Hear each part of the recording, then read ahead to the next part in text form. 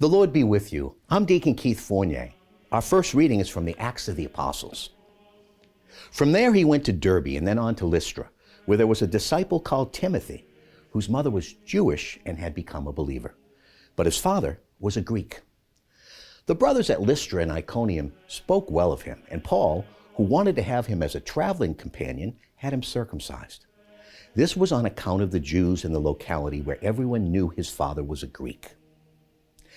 As they visited one town after another, they passed on the decisions reached by the apostles and elders in Jerusalem, with instructions to observe them. So the churches grew strong in the faith, as well as growing daily in numbers. They traveled through Phrygia and the Galatian country because they had been told by the Holy Spirit not to preach the word in Asia. When they reached the frontier of Mysia, they tried to go into Bithynia, but as the Spirit of Jesus would not allow them, they went through Mysia and came down to Troas. One night, Paul had a vision. A Macedonian appeared and kept urging him in these words, "Come across to Macedonia and help us." Once he had seen this vision, we lost no time in arranging a passage to Macedonia, convinced that God had called us to bring them the good news. And our response is from Psalm 100. Acclaim Yahweh, all the earth.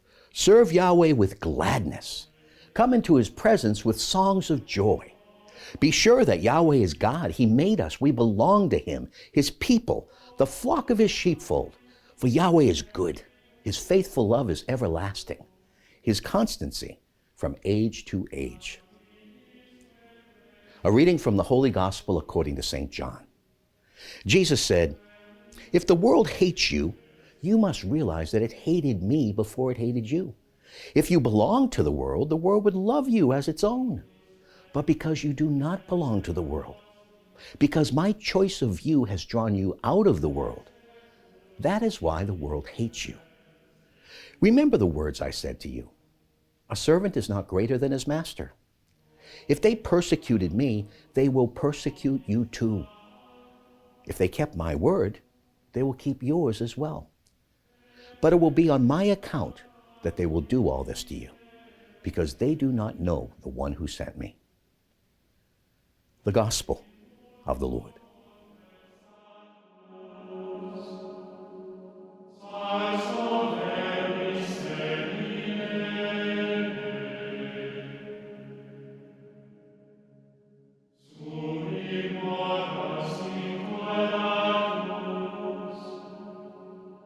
Miro